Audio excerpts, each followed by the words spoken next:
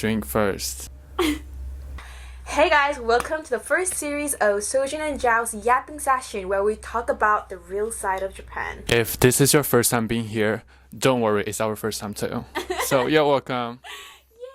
Main idea of this series or channel is just give unprofessional, personal experience of ourselves being in Japan. So if you're a foreigner, especially if you're Chinese or Korean, welcome to. Well, Chinese people, I don't think they will watch our video because they'll be here. Sure. Not a lot of people on YouTube. But you're welcome if you're black, white, Latino, Asian, alien, whatever. Okay. Okay, let's get started. Yeah. And if you don't know, it's the start of the spring break for Japanese universities. So we're kind of pretty free-ish. I recently quit my internship. Yeah, as you should. So I've been feeling pretty lost, not gonna lie, because I wasn't sure what I was supposed to do. But now that we're starting this series, I'm very excited. Okay, so speaking of what we're talking about today, we're gonna talk about the process of learning Japanese for ourselves. How is Japanese for you? So to be fair, I think I've mentioned a couple of times in my own YouTube channel, but I did live in Japan for 9 years, and that's how I naturally picked up Japanese. But because I did go to an international school growing up, I never really felt comfortable speaking in Japanese or using Japanese in workplaces. So it's a little bit different from how you learned it. I did go to a language school for learning Japanese, and after high school I came to a Japanese language school for learning Japanese. So it's a little bit different from your experience because I kind of picked up everything in the textbook. So yeah. Okay, so that's a little bit about ourselves, and should we talk about the language itself? Yeah. Okay, so how's Japanese in general compared to other languages like Chinese, Korean, English, Spanish?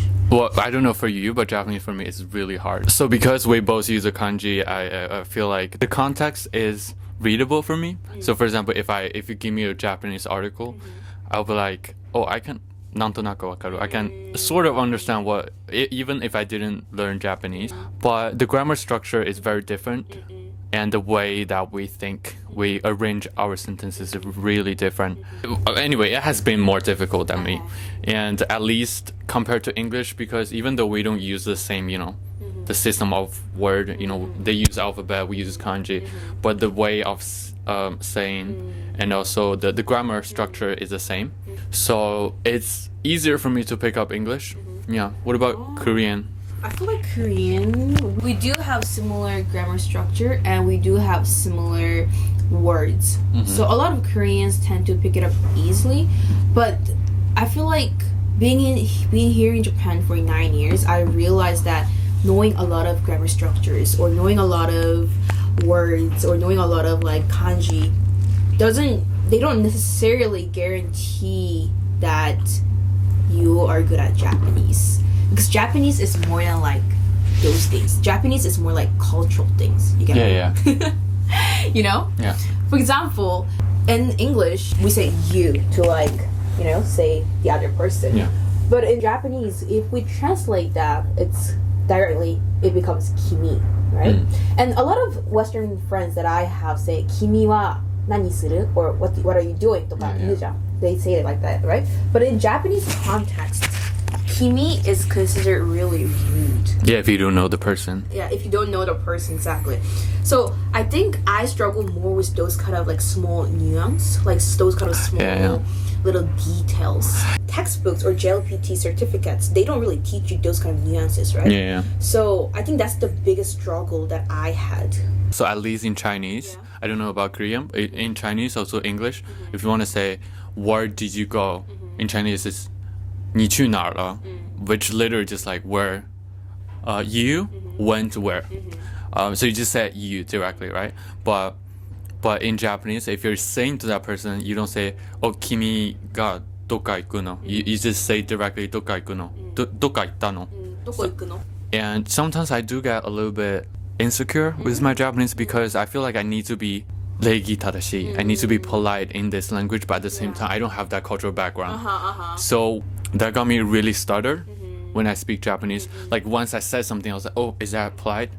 But right now, what I'm trying to do is really just like not to think about that because I'm a gaijin, I'm a foreigner. They should be considerate if I'm not saying the language well. Yeah. Right. You know, for example, we are in the uni, and when the Japanese people in the uni they speak, they're too casual. But it's kind of difficult for us to adopt to that setting too. But at the same time, if we go to work, it's like too formal, and sometimes they speak Keigo. It's just like too, very difficult for us to adopt. So there's no, well, at least I feel like there's no such a setting for me to speak the Japanese that I learned in the textbook. Yeah. And another thing about Japanese is that they use a lot of weird expressions. Exactly. So one time I was in the car and then my Japanese friend goes, she put down the window and she goes, "Cookie ga oishii," and I was like, "Cookie ga oishii." So if you don't speak Japanese, "Cookie ga oishii" means the air is very delicious. Yeah, but it means the air is good. Like the air is clean. Refreshing. The air is refreshing. But like those kind of like minor things like that just sometimes throw me off. Like what? Cookie ga oishii. Yeah. They do use a lot of weird expressions. And also what I noticed is that, well, for example, haratatsu. So hara means tummy. Tatsu means stand up.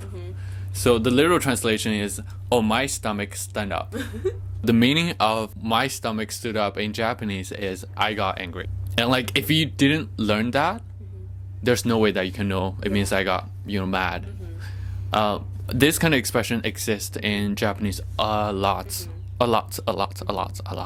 So what you learn from like Minna no Nihongo or JLPT. Exactly. They don't really, I mean, yes, they do help you obviously, but they don't help you to survive in a Japanese community or society. Yeah, and also so like some words they translate from English to Japanese, but it doesn't make sense if you translate it back. Yeah, for example, the kospai toka. What does kospai? It means cost performance is good. It also means like you can get good quality of something in a cheap price. That's what it means. But like in English, we never say, "Oh, the cost performance is good."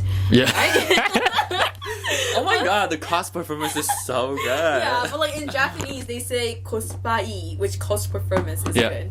Cost? Yeah, cost. Kospa. Performance. Yeah, it's pretty confusing. And can you share some like funny mistakes that you made with Japanese? Did you have like a few? The funny mistake I made. So, I remember it was during the like very first time I came to Japan, and I was trying to learn Japanese. I was actually not bad, and I went to this supermarket, and the lady, she was saying something. So I think she kind of recognized me as a Japanese person. We're all Asians, even though we look very different. And then she'd be like, blah blah blah blah blah blah. I forgot. I did not know what she was saying. Yeah. She was saying like all Keigo. Like even though I have the foundation of Japanese, but Keigo is another level. So I did not know what the fuck she was saying. I was like, oh, 優しい日本語を言ってくれませんか? I was also trying to be polite. くれませんか? In a kind Japanese, like in a, make it easy for me. And she was like, あ、かしこまりました. Which is also like Keigo. And then she's like, あ、本日のご予約は. And I was like, bitch, what the fuck are you talking about? Like, I said, girl, make it easy for me. And she'd be like, oh, let me give harder Japanese to this bitch. Yeah, Keigo is like another bitch. Of like living in Japan. So because we're kind of international, right? And before you moved from Korea to Japan, like what are the things that you thought that you would do, but like you ended up not doing or like not experiencing once you came to Japan? When I saw that I will be getting into a Japanese university, the first thing like that popped out in my mind was, oh, because I'm going to a Japanese university, I must be able to like pick up Japanese quite easily because I will be surrounded by Japanese society.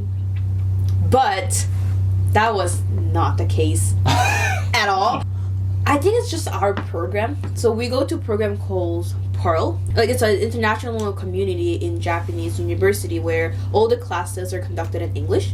And I realized that my English got better. Really? Yeah, I realized my English got worse. Really? Because I stopped learning English.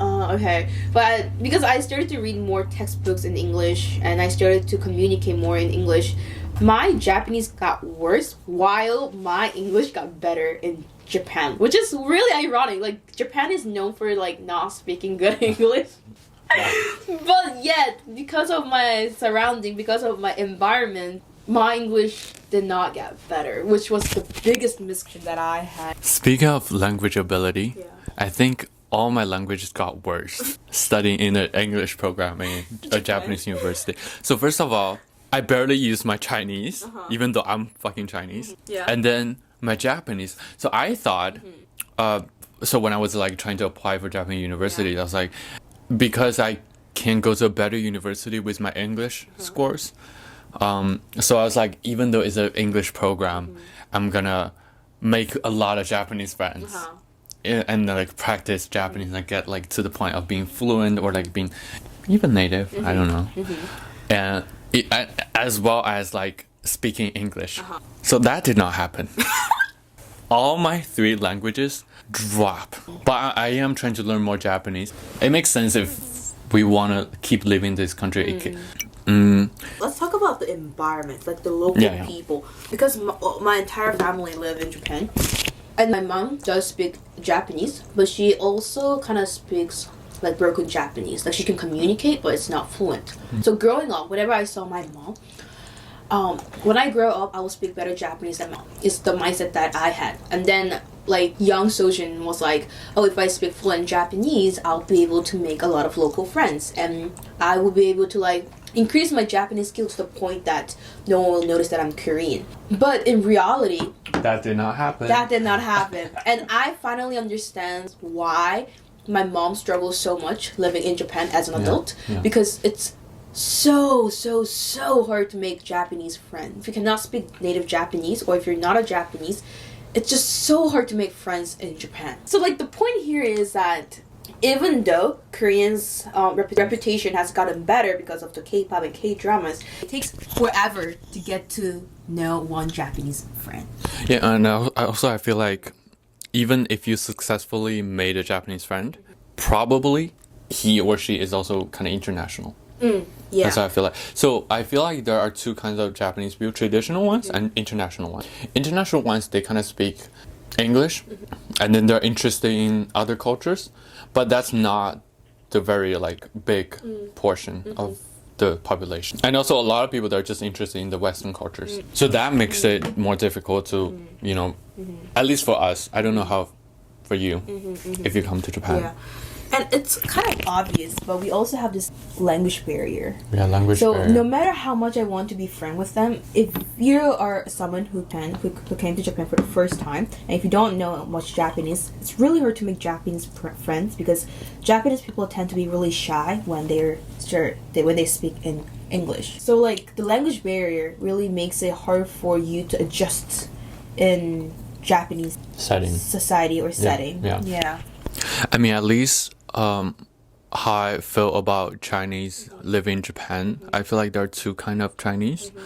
One is that they're really good at Japanese, so they kind of try to fit in Japanese people. So for example, they wouldn't, I'm just exaggerating, but like in the case that I saw a lot of people that are probably in Todai, like Todai is a top university in Japan. They're really good at Japanese. So they kind of want to fit in the Japanese group of people. They don't want to really hang out with Chinese people. Whereas another side, another like extreme, where people realize they can never fit in the Japanese community, so they stop trying and they just go to, you know, the Chinese tribe in Japan. But I'm trying to like put myself into the middle. Yeah, we're also gonna say that like I think the main point is just like living in Japan doesn't mean you will be in the Japanese society. Like doesn't automatically. Yeah, and also I do have a lot of friends, either like white people or Latino. Wait, what the fuck is that? Hi.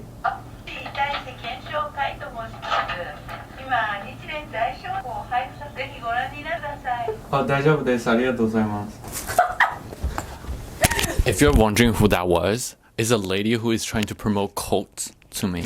No, thank you. Oh, damn. Well, I have Chinese friends, Asian friends, white friends, Latino friends, and I feel like for a lot of people, they just hang out with their own people, even though they live in Japan. And whereas there are also people who is really trying hard to make Japanese friends. And honestly, I personally don't like that kind of behavior. You're trying too hard to fit in one community, which is like you shouldn't be doing that. But good for you. Yeah.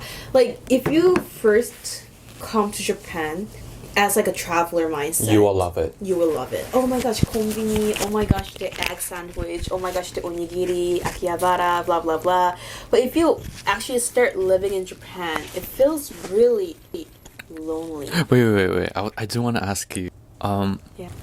which place Yeah. do you think is the most overrated in the tourist? Shibuya Crossing Street. It's just a street. It's just a cross. Just a cross. I don't know why people love this so much, but I feel like that's such an overrated touristy place. See, like I do think that's overrated, but like every time I'm crossing there, I'm like, oh my god, I'm in Shibuya. Like I gaslight myself. I'm traveling in Japan. Yeah. Japan experience or like Japan spirit from 0 to 10 In terms of what? Like, in terms of what? in general. Before traveling to different places, I thought Japan was so boring. I Oh, really? thought, yeah. Like, because I did live in Japan for like 8-9 years. At one point, I was really sick of Japan and I wanted to get out of Japan so bad. But after I traveled to multiple places like last year, like I visited the States, I visited China, Korea, and other places. One thing that I learned is that Japan is a place where you feel really comfortable physically Living. living in here. But mentally, it can do a little damage. If that makes sense. Depression.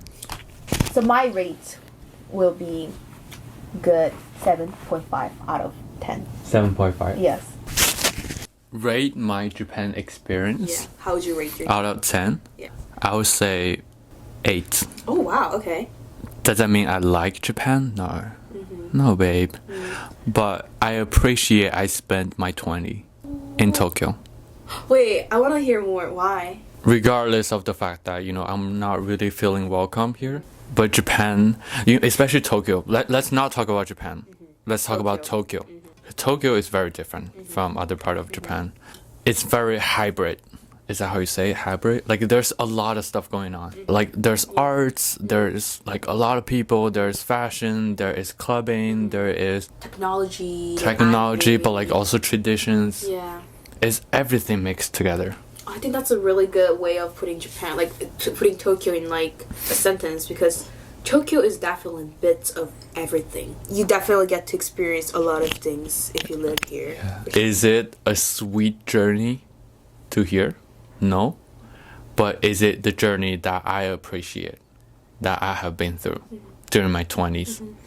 Yes. Aww. Like there's so many, it just teaches me everything, like happiness, heartbroken, like sourness, or like being a bitch, and like being a like a party monster, or being an academic.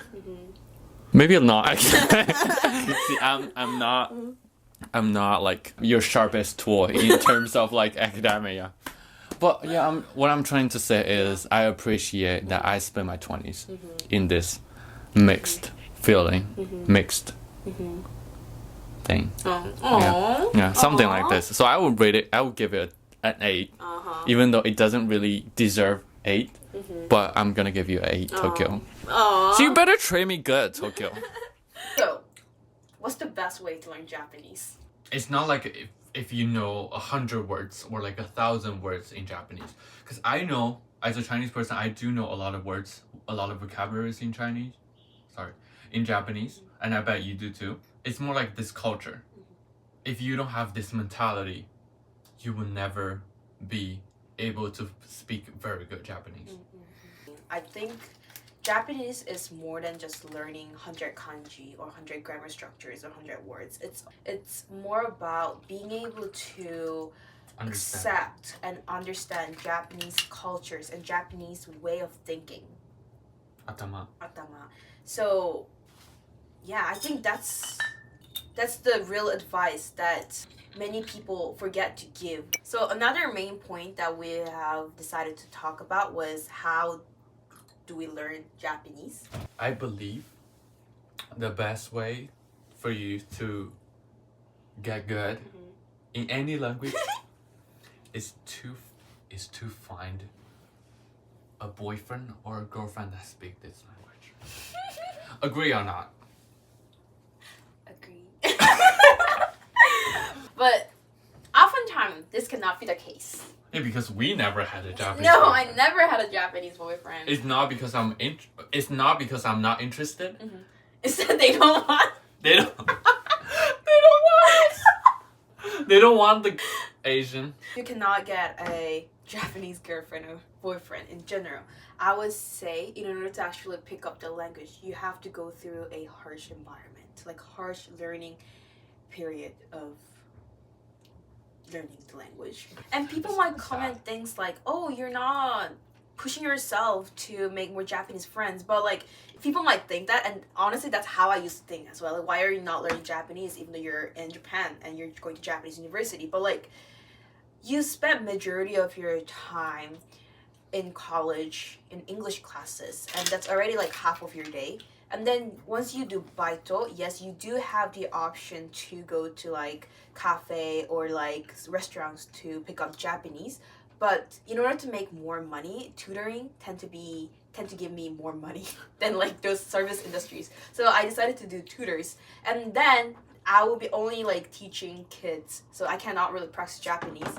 And then that's already another like that's already at the end of the day. I only have night, and then during the nighttime I will have to like work on my assignments. So if you see this life like schedule, quite challenging to make time to make Japanese friends like separately. Do you get me? I get you. Yeah. I totally fucking Yeah. get you. Yeah. And especially we're talking about baito, which means part-time jobs in Japanese. But I used to lie to myself if I work in the Japanese company or like a Japanese workplace, my Japanese will get better. That was a fucking lie. It definitely put myself into a position that I can only speak Japanese. Like there's no way for me to speak Chinese or English. Like there's no escape. You have to face it. But to be clear, people out there, it's not for you to learn Japanese, let's be honest. Like the customer who came here or the people, your coworker in there, they're not there for you to learn the fucking language. They're there to work or to consume. So the customers is not gonna make it easier for you to understand them or like make it like a learning environment for you to kind of learn this language. Nor your coworker is not gonna make it easier, or like your coworker is not gonna teach you how to fucking speak this language. They're really there just for you to understand them. Speaking of baito, I also had the experience of working in Totoru for like 3 months. Which is a cheap Japanese version Starbucks. But that's kind of true. But I realized that if I work there, I only use the same words over and over and over and over and over again. Like you will never learn new phrases. You will never learn new like grammar. Like you will use the same phrase over and over, and that's it. So I felt like I was not learning anything, and that's why I quit that job after 3 months. You just learned how to serve. Yeah, you just learn how to like do dishes and make coffee, but that's all. You learn how to make coffee? Not even making coffee. I just literally washed dishes for like 6 hours. Or like do the cash, like do the simple math. But yeah. Living in Japan and even working in a Japanese company or Japanese Baito. environment, baito, does not necessarily mean that you will kind of like learn this language or like master this language. That's what we're trying to say. In order to learn Japanese, you shouldn't just live in Japan and hope that your Japanese skill will go up. Yeah. You will. It's not gonna happen. It's not gonna happen. You actually have to put time and effort to learn Japanese, even though you're living in Japan, to actually learn Japanese. Exactly. Yeah. I feel like that's the only way to learn Japanese. And you may ask, so how do you actually do that? I still could not figure it out. We're still trying to figure that. I'm still trying to figure that out. Yeah, like again, disclaimer. This is not channel for you to, this is not a channel that we gave you the answer. This is a channel that we just yap. Yeah. We're almost at the end of this video. And this was our first attempt to make this. So it might be a little chaotic, but we will try to make it better and better as time goes on. Yeah, and also we need your help to give us more questions or like more like aspect that you want to get from both of us. We're willing to make more videos together. So if you guys have any questions, feel free to comment it down below. And I will see you guys in our next episode. See ya!